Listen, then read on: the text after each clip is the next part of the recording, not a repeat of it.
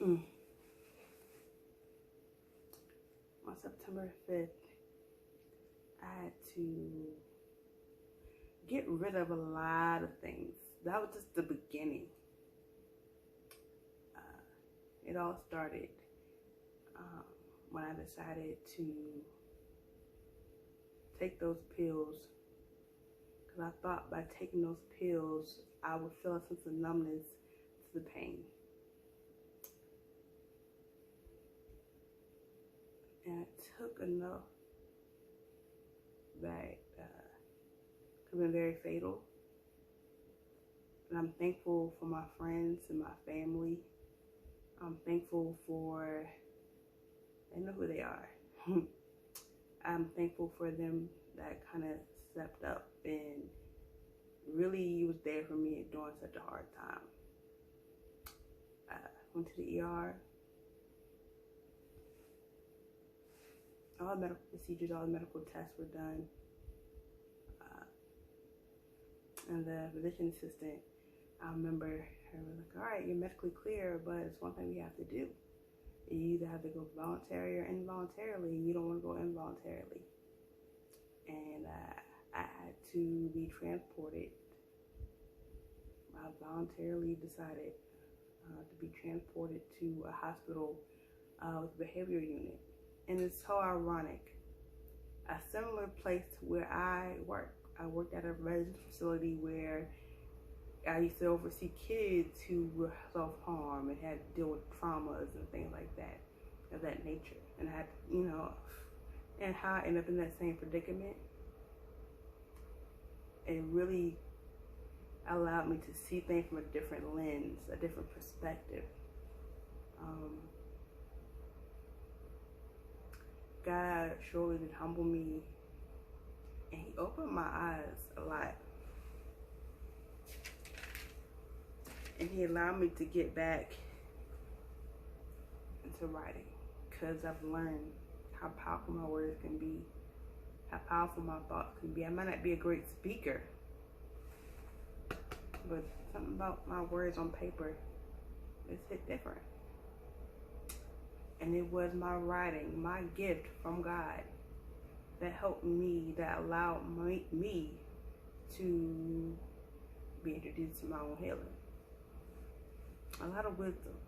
And I thank God to this day that attempt wasn't successful, that I'm still here, that He saved me. Because I was in a very, very dark place. I refuse to go there again. But God, He dug down and He got me. He kept me.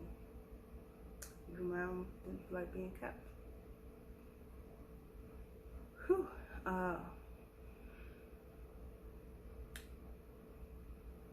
really want to put out there and show the importance that it's very important that as we, especially black women, black men, take care of our mental health. That it's okay to reach out to others. It's okay to admit, hey, I need help. Hey, I'm not feeling my best today. You may not be feeling your best for that week. But to understand that you're not alone, that you deserve time to be by yourself, to get yourself together. You can reach out to friends. You're not a burden. Because I surely thought that I was.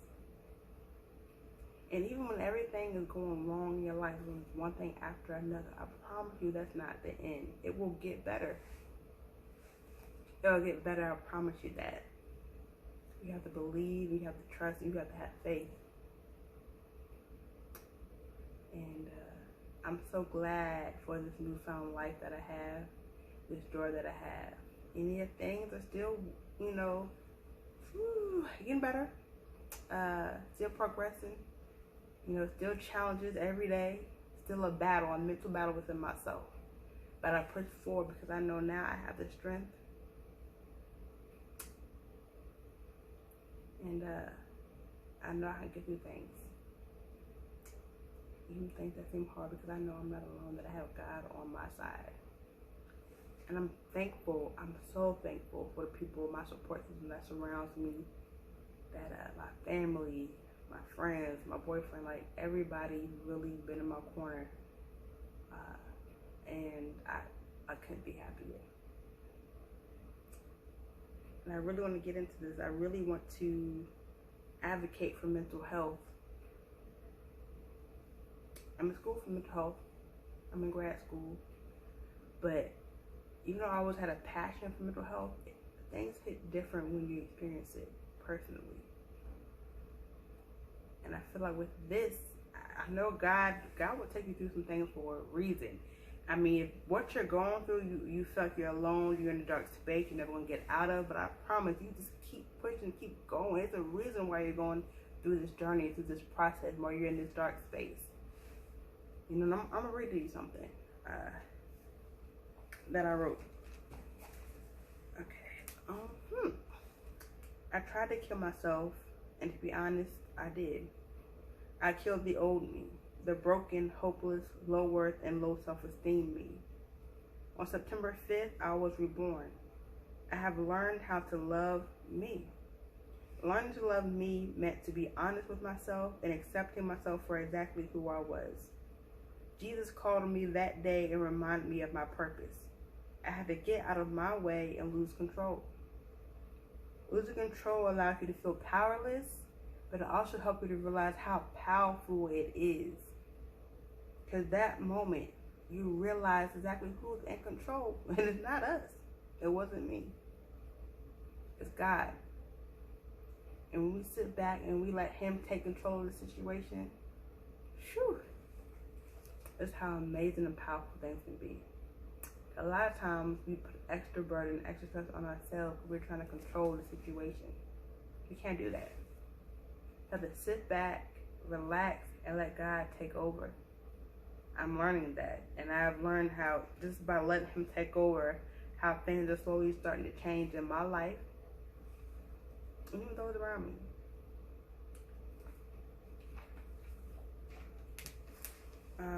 I'm trying to start to learn how to write positive affirmations for myself, because I feel like that's very important, to speak life over yourself and for others. This video was raw. Like I just want to encourage people just to keep going and keep pushing. Like God is there with you, even when you feel like you don't have anyone. God is there with you. I promise you. Because I feel like I had nothing to live for that day. You know, the sweetest person in the world, the nicest person, the caring, the encourager. You know, the people that someone is always there for somebody else, the one that takes on the burdens of others. You feel like you're this great person. You feel like you have all this on you until you break. You snap. And then you put on this facade like everything is great to the world, when really things are falling apart to pieces. Your finances. Struggling at work, your job. Like you don't have no place. And your identity is being questioned, is being altered. School. Maybe school used to be that one thing that was your rock that you excelled in, and then you no longer have that grasp of school like you used to. And that's mine. And it makes you question your purpose. Like, God, like, I thought this was for me. I thought that mental health, I thought me encouraging, inspiring, helping other people was my purpose for this world. And then I realized, no. All that is great. But what's important is me learning how to care for, love, and be there for myself. I had to do this. I had to fill my cup, have my cup full so I can overflow to help others.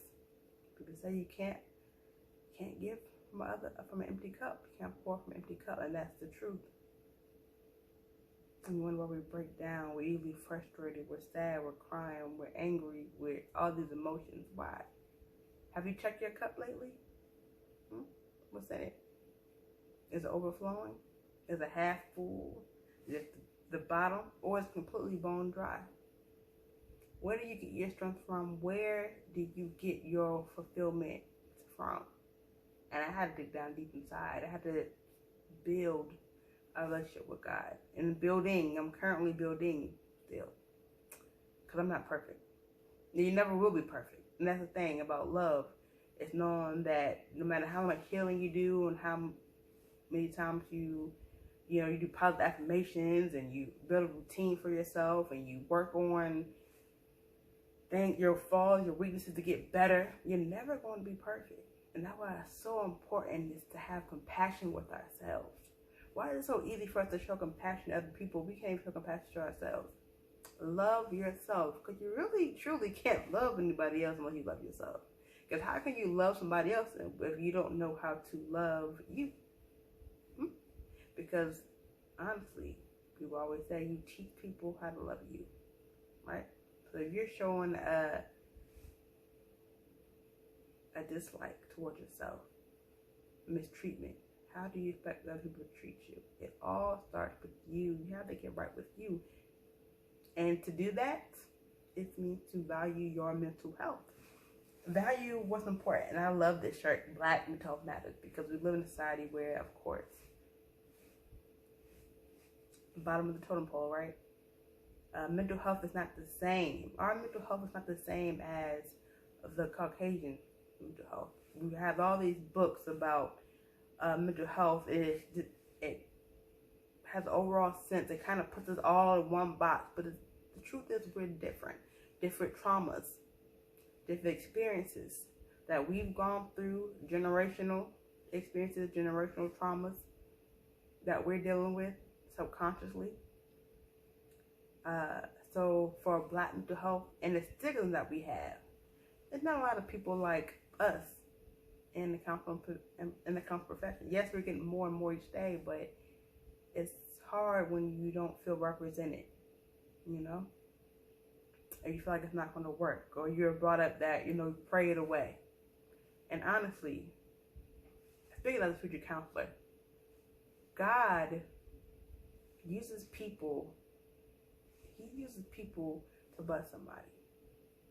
And I really feel like, yes, prayer works, but also have the wisdom to know that the people here that's maybe in your life, or people like the professionals, are necessary and are useful. And God put them there for a reason to help. Therapy works. It works. Just talking out to someone outside of your family, outside of yourself, like just have hearing that objective thing and make you question yourself. Because therapy makes you question what you thought were facts, what you thought you knew, and it makes you change things like, okay, maybe I did have an issue. Maybe, okay, I need to work on that. Ooh, I see that area, part of me that not so good. It makes you question yourself, but it also makes you start to accept things within yourself and love yourself, be willing to grow, and be a better person overall. I really want to just encourage people to keep going and keep pushing. You can do it. I know you can. If you're in a dark place, I promise you, it won't be dark forever. I was in my dark place, and God really helped me to see just how powerful my light was. I have a light, y'all. I'm ready to shine it on this world, and I can't wait to share. I got so many things that's in my mind calculated, and I'm just ready to start. I get so anxious. You gotta start writing that down too, because sometimes, it's good to have it in your mind, but write down on paper, it's not like it. You bring it into fruition. So yeah, I just hope I help somebody today. Don't give up, man. Do not give up. This is not the end. This is not the end. I feel like it's a book. This chapter may have been the worst chapter. Maybe the last few chapters may have been the worst few chapters of your life.